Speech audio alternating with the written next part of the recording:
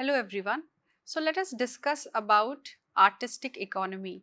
It revolves around these OTT platforms or streaming platforms as they are commonly known, and it decides whether this economy, which is made up of art and artistic sincerity, is equating to the economy or the market or not. It is a huge market for consumption, especially the Indian market.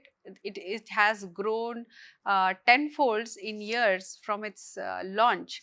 So it is interesting to note how things have been and how it will be in the near future with the OTT bubble bursting or not bursting. So let us see and discuss what it has to say. We see that what artistic economy means is considered to be a subset of creative economy. So from creativity or the forms of art such as film, television, radio, painting, you generate some income, you generate revenue. That is creative economy, and artistic economy is just a subset of it.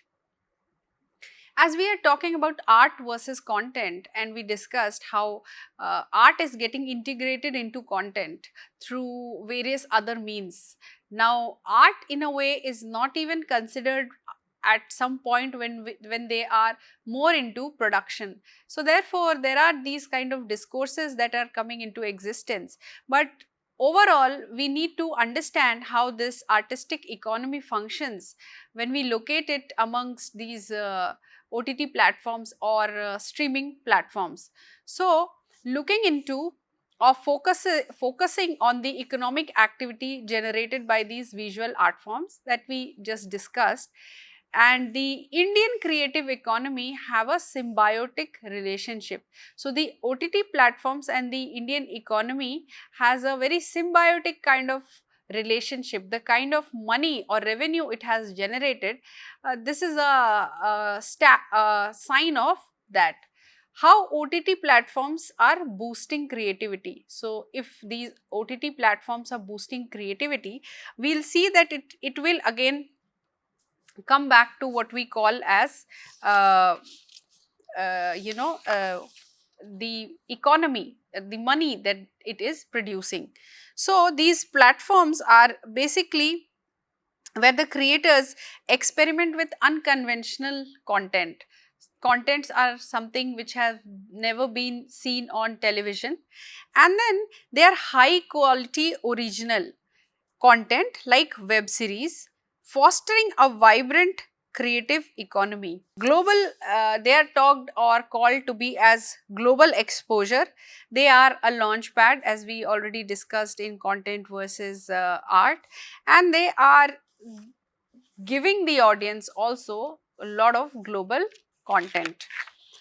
Then we have the monetization avenue, and according to this monetization avenue, we see that these creators of OTT are offering new avenues to monetize their work. Revenue sharing models have come up, and direct subscription also is in a way where they are enhancing what they call as monetizing or monetization of avenues. These creative economy, as they call, are empowering these OTT. So they are all in terms of numbers. We often discuss that content is king and it is a pool for rich talent, and other devices that contribute is the creative professionalism, which is the backbone to engage the content with the subscribers, keep the subscribers hooked, or the cliffhanger that we often call in TV series, that is used to keep them hooked. The kind of content that they are giving, very rich. The regional focus again is very important. So when we talk about the regional focus, one series that comes to mind is Rana Naidu. Now Rana Naidu is situated in the Telugu setup, and it is made originally in Telugu but released in Hindi and with subtitles as well. Now this particular show became very famous, also got top 10 amongst top 10 by IMDb rating. Now this makes us think that regional focus that these platforms brings into consideration, or allowing regional routes to enter OTT, is catering to a larger audience. So the reason why it is doing really well, because of these regional based contents as well. And we also see that it increases and attracts a wider subscriber base. And these subscriber base, if you keep in continuation bringing in more creative content, or as they call as artistic content, the artistic economy will be always enhancing itself.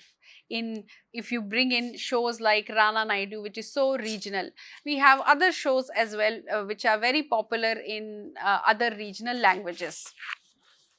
Originality is king.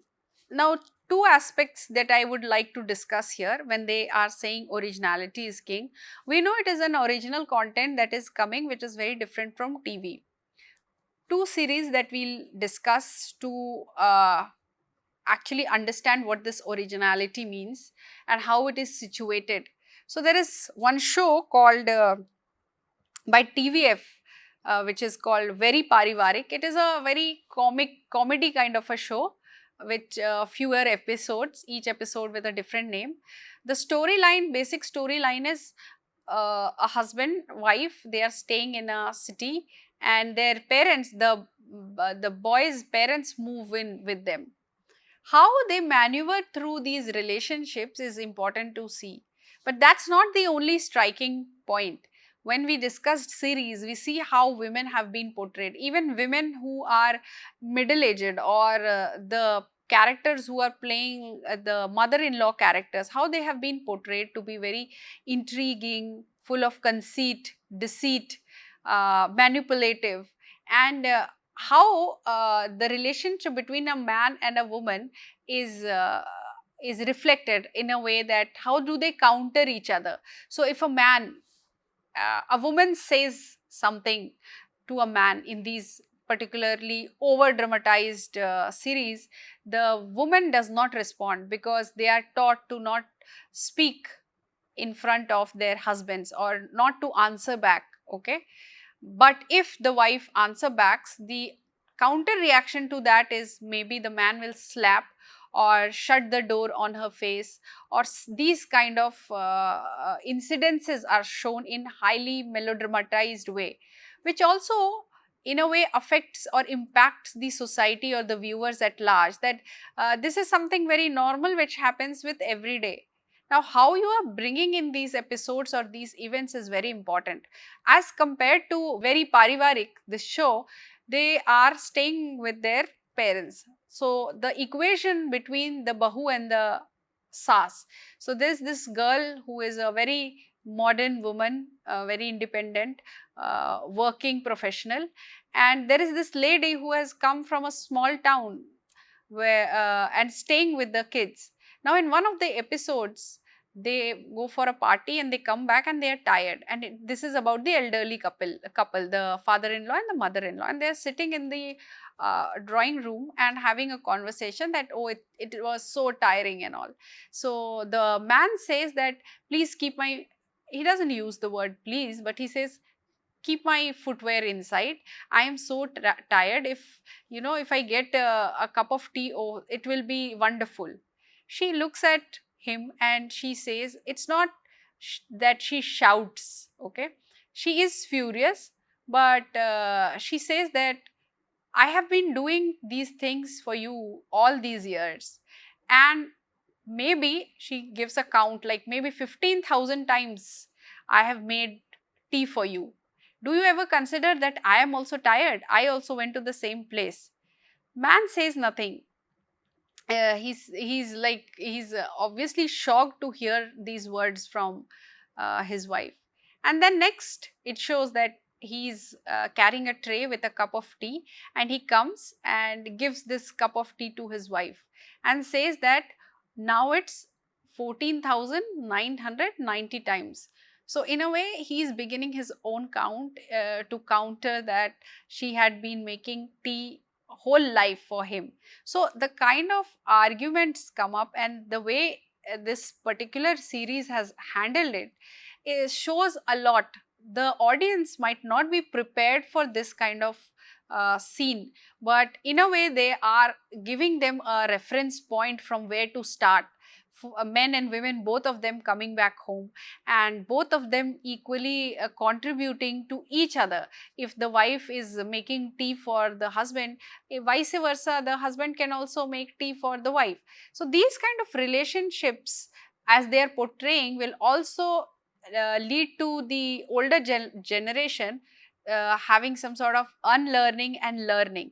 These are something very original which was not there in the TV series that these people are bringing. Original is the key. It is very minute, people might miss it, but it is there. It is a point where to start, a reference point. The other example is The Night Manager. The Night Manager is based on a book called The Night Manager, and the first series that came out of this book was developed in Britain. So the first original Night Manager is in British, and then they took the copyright and made it in India. Now set in disturbing times. So the historical events that they have chosen is very rightly placed. So in the British version, they place this series amidst the Egyptian revolution of 2011, when people, the masses came out in streets and they started revolting against the police brutalities, and so it is situated in amidst that revolution. Now when it comes to India, though it is a copy, or as they say remake, how they are situating. So in India, they situate it in Dhaka amidst the Rohingya genocide of 2017. Very interesting, these two incidents where they place. So it keeps the originality intact of how they are situating in the Indian context, or how they are situating it in the British context. Further, we now move on to how big is the OTT Indian market. So in terms of, let's speak in terms of money. We have seen that as of 2024, it is this 1.8 billion market, with players like Amazon, Netflix, Disney, etc. This PwC report says that the Indian market is significantly growing and is also providing a lucrative landscape for both domestic and international players. Introducing this Paylight has made it even more easy. Now, what is this Paylight? This Paylight is a bulk transaction process which has enabled these OTT platforms, especially the international ones, to contribute to the explosive growth. And they can see that the market has grown, and it is anticipated by 2027 it will become around 14.32%. Like the increase will be 14.32%. In 2003, these OTT markets in India were standing at a uh, growth rate and also called powerhouses. They exponentially growing and shifting consumer paradigms. Now this shifting consumer paradigms is the variety that they present, from even if they are talking about the vernacular, moving on to giving them something from the urban, comparing it to the rural, the content, the production, every aspect of it is worth speaking of. So again, two examples which shows the shifting consumer paradigm, and also we can see how these OTT platforms could be called the burgeoning powerhouses. One show which is called Jamtara, and it is situated in a small town of Jharkhand, and they are running a racket or a scam where they call people and then they say that your credit card is about to be shut.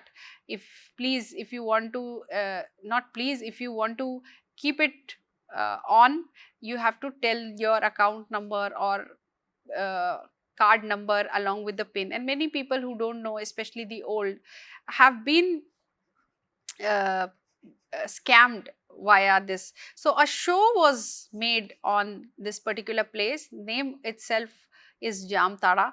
So it's a very basic rural area, but it is running a national level scam.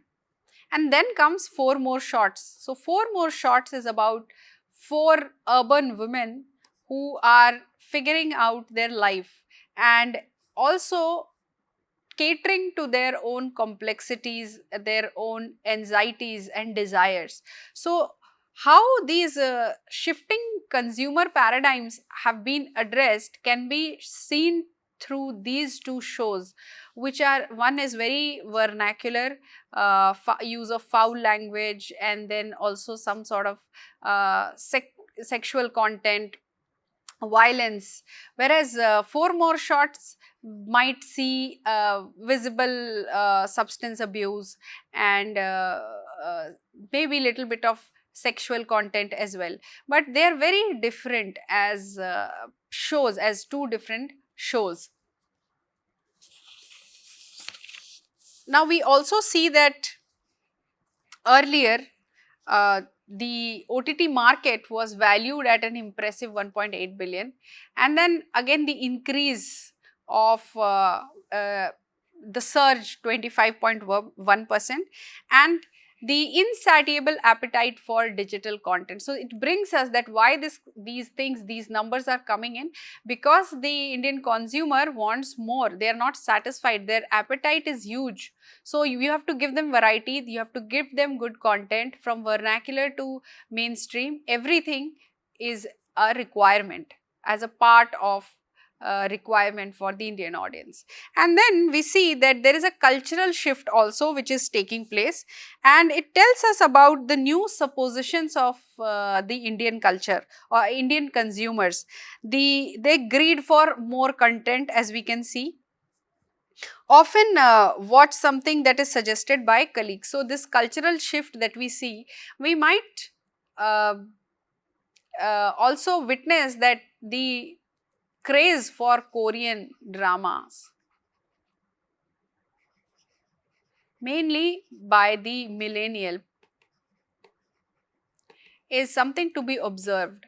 So we see it symbolizes cultural shift, a digital revolution that is reshaping how Indians consume and engage with the content in the digital life, in the digital age. So other than the range between Jamtara to Four More Shots, uh, which is obviously very much Indian in content. Maybe Jamtara is watched by semi-urban people, and Four More Shots is watched by urban people. Korean drama, for instance, is watched by millennials, again from semi-urban to urban. So the cultural shift is, again, it is symbolic that this cultural shift is taking place. As an Indian OTT, we see that there is a lot of opportunity for content creators, for distributors and investors. Now, largely when we will be discussing web series, we will be bringing in TVF again and again, and TVF is the viral fever, as the acronym goes by, is one platform where we see all these engineering IIT graduates uh, who are the founders and co-founders of TVF, and even Panchayat, which is a show by TVF, highly popular. The actor, the main lead, is also from one of the IITs. So we see this bringing of science and technology to wander in the domain of art and content is quite surprising and interesting to note.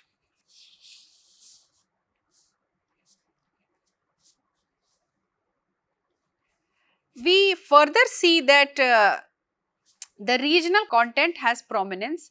There is a lot of increasing internet penetration that is happening, and with coming of the 5G technology, we have to wait and see what new it brings to the table. And then we see that regional content is the significant driver. Without regional content, what these OTTs are today might not have been possible. And the projections again bringing in says that with ad supported videos on demand forecasted to account for 22.3% OTT revenue by 2027. Now we were talking about the dark clouds that linger in and around OTT, and with that we also now note that there are, or they are thinking of something called ad supported video, where in between there will be video, just like YouTube. If it is monetized, you will see videos, ads in between those videos. So that may come in, and it is forecasted that it will be somewhere around 22.3%. How these OTTs are competing with multiplexes is important. And why is it important? Because multiplexes now are also looking in ways in which to enhance their services, in which to keep their audiences. So one aspect that is very interesting to note is what kind of content people are consuming, first of all. And then we see that these OTTs are offering a variety of content, diverse preference, right? And two major factors is, one is convenience to watch it from anywhere, and the other one is physical location. So you don't need infrastructure, you don't need to go in a specific time and watch the film. It is at your convenience, and therefore multiplex is way behind in that. If you compare it to the kind of extensive material content that they are providing from anywhere that one can access. So one is extensive variety of content. Second is access and extensive library of movies which OTT gives. Third, that they are a convenience more compared to these multiplexes. Fourth, that they watch content anytime. Fifth is the physical location, so you don't need infrastructure to go and watch. Sixth, it is cost effective, as already discussed. And then we have seventh, their popularity. OTT's popularity is way more than multiplexes. And then we have lastly, cost conscious consumer. So if you are a cost conscious consumer, you will obviously pay and watch the whole month rather than pay and watch just one film.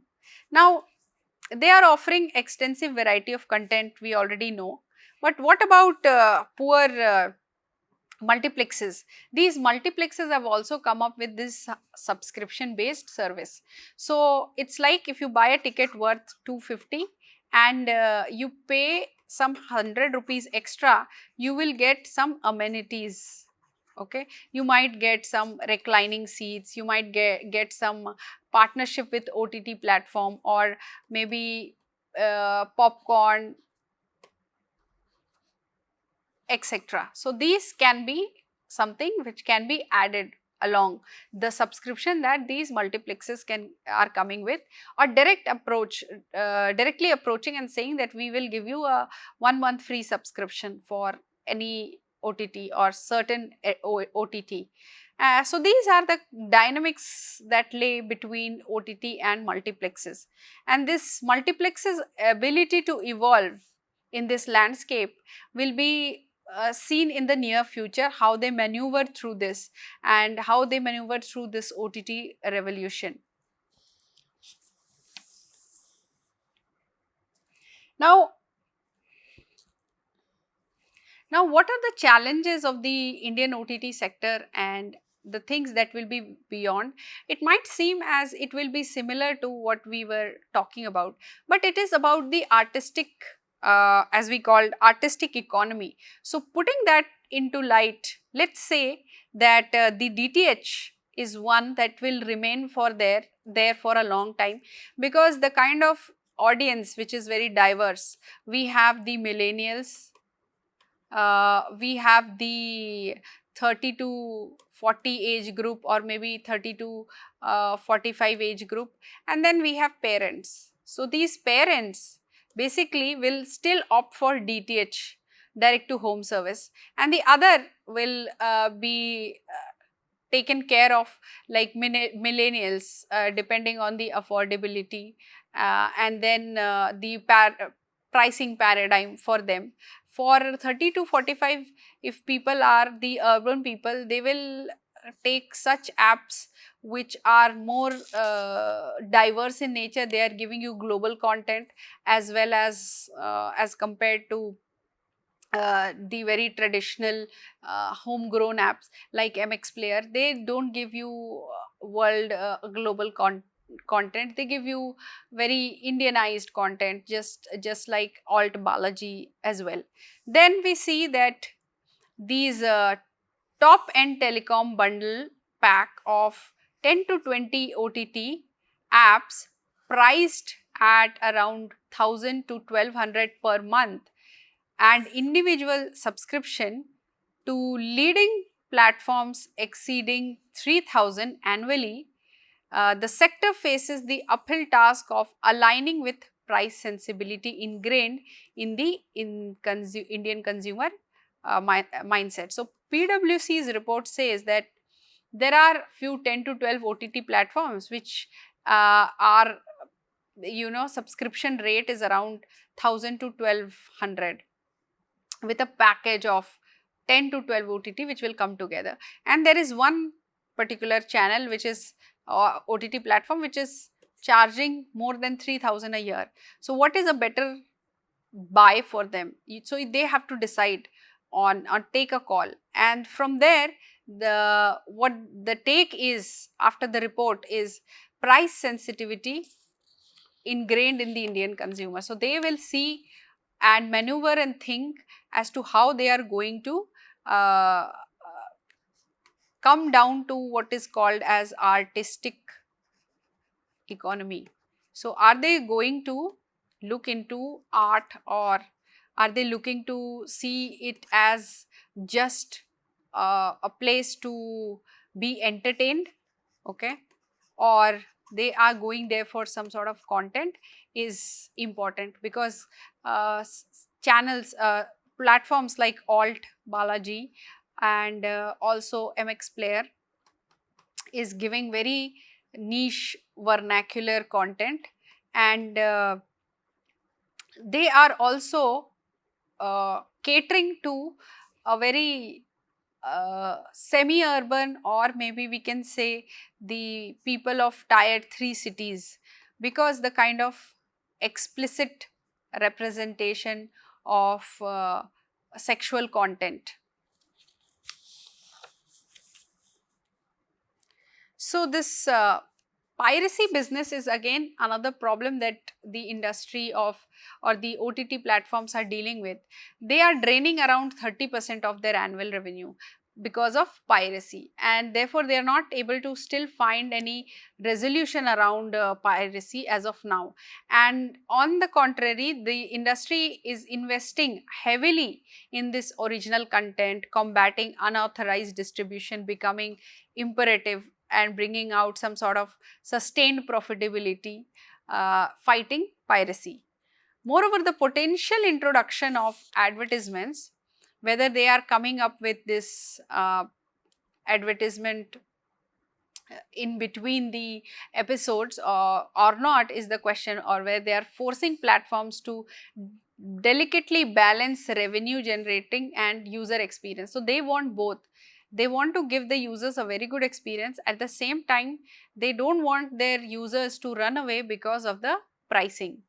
Looking forward, addressing these challenges, we see that the Indian OTT sector sustained growth and market expansion. It will determine the industry's ability to shape a resilient and dynamic future. So they still hope that it will in a way come out as resilient and dynamic in the future, but we need to wait and see.